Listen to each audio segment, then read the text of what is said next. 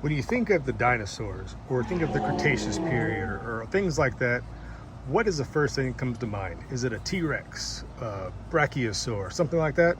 Well, if you ask me, it's plants. Why? Because I'm weird like that, and I go straight to the prehistoric plants. Now, there are many living fossils, as we call them, that are still share their relatives that go back to the Cretaceous or even further.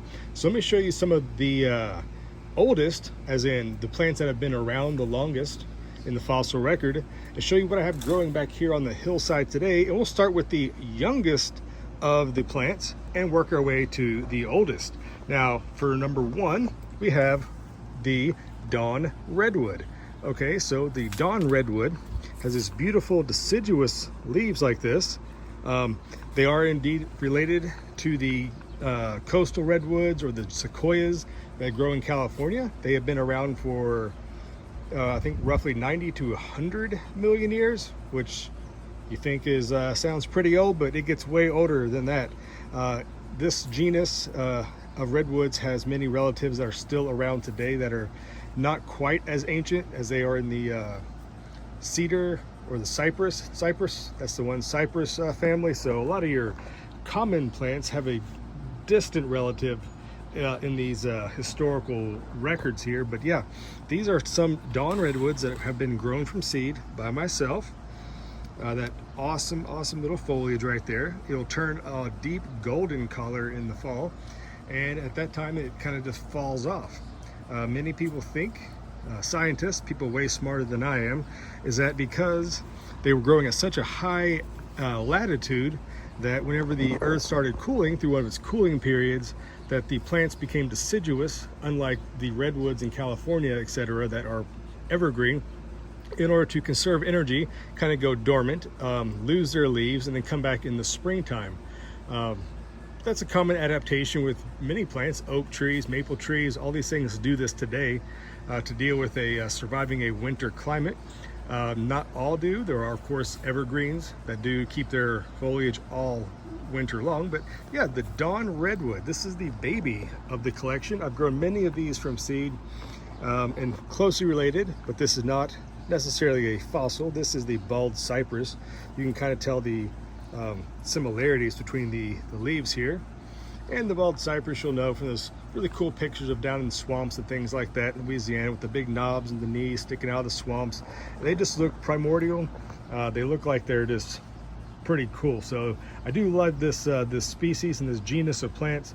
They are fascinating. They're not technically native to my area, but people plant them out and they seem to grow and survive.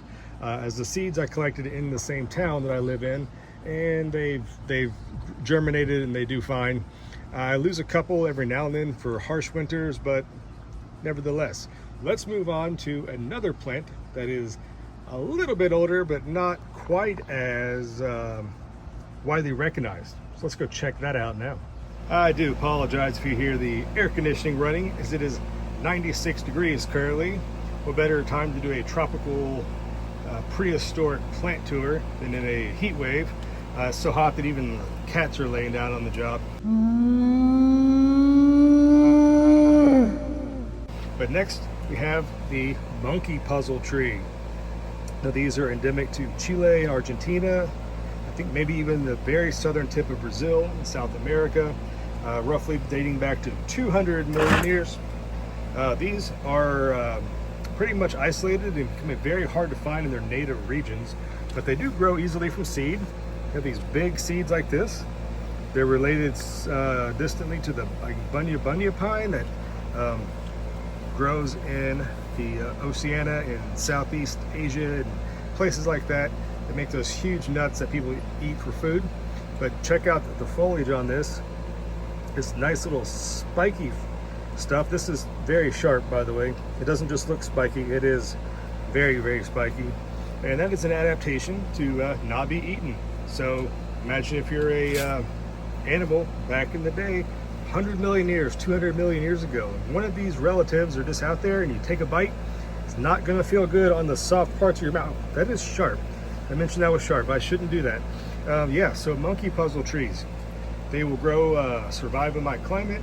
These are babies, so probably overwinter these and then maybe next year take a chance of planting one out. But I have enough here that I can probably take some of the bigger, like this one here, the bigger, more healthier plants. I could probably stick one in the ground, mulch it up, kind of protect it if I need to, and just see if it survives. If it doesn't, I will have some backups right here. The seeds are available. I bought these on eBay or Etsy, one of the two. Make sure you get fresh seeds. I got these off a seller who basically harvested them and put them online, and I bought them within like 2 weeks of them being harvested, and then started cold stratifying. You don't need to know this right now, but yeah, buy fresh seeds if you want to grow a monkey puzzle tree. They're pretty cool, but yeah, you may not want to keep them around small children because again, they are extremely sharp. So let's go even further back in time and see what next lies in our tour, which I think is quite honestly the most fascinating of the bunch. So this is not necessarily part of the tour, but I just wanted to show you this is actually a coast redwood, the giant sequoias you might find in the redwood coast areas of California. I grew this from seed as well.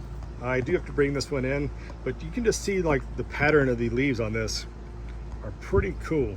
So yeah, they're just like the dawn redwood, just like the bald cypress.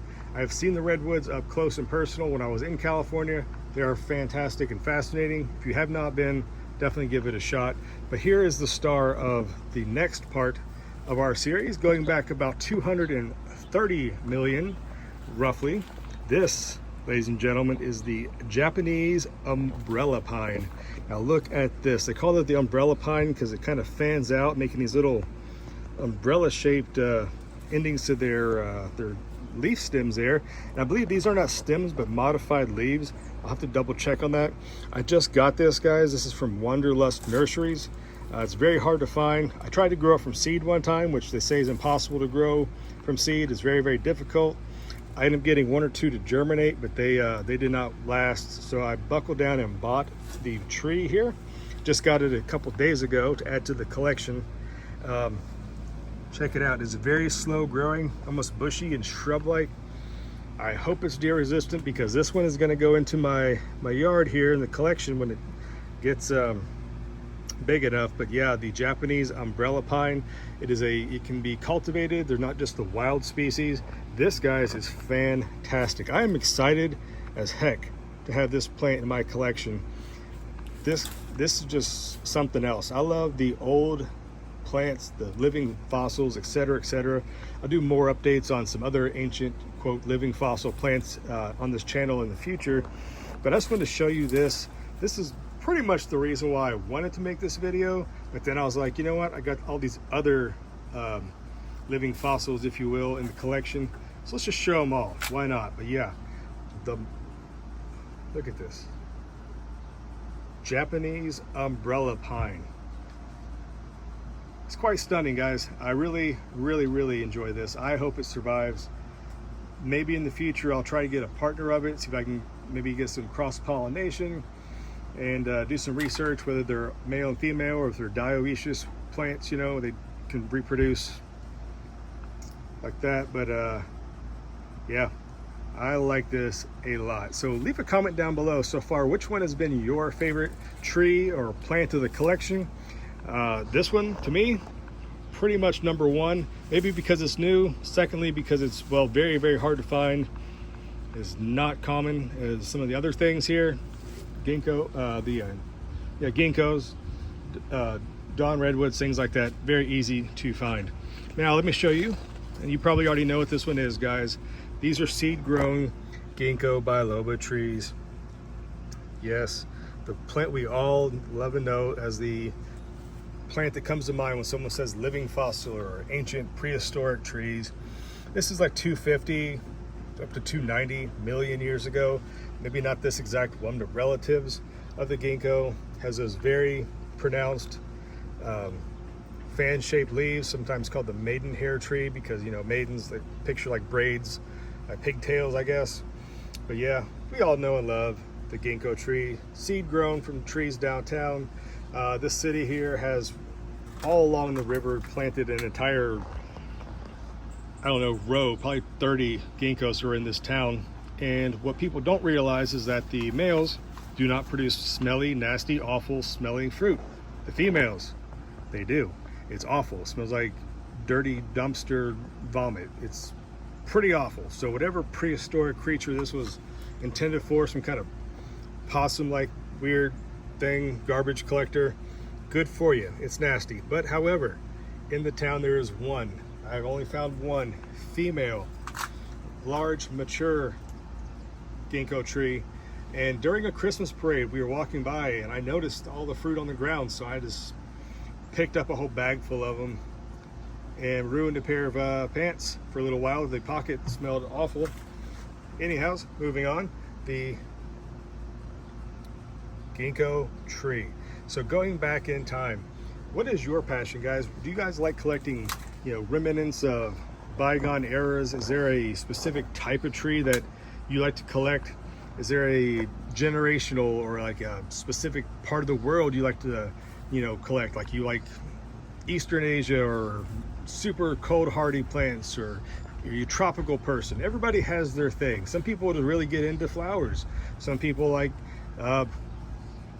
herbs and things like that. I love collecting prehistoric trees, prehistoric plants. More to come. But yeah, there you go, guys. Just a little quick update of what's going on here at the Hillside Gardens. Look at that shot. Those beautiful dawn redwoods blowing in the 96-degree high temperature. So maybe they're loving it, remembering the old days of when the dinosaurs were walking around. Who knows what was going on back there? But yeah, they like the hot, the humidity. They seem to do just fine. The umbrella pine needs a little bit cooler, more of a mountainous type of environment, so I'm keeping it here kind of in the shade so it doesn't get blasted by bright sun in the hot part of summer. But there you go, prehistoric trees, living fossils here on the hillside. Let me know what you thought down in the comments down below. I'll see you next time here on the hillside. It's time to go inside. It's way hot to be out here, so you guys enjoy the AC, and you guys stay out here and be in the sun. Bye bye.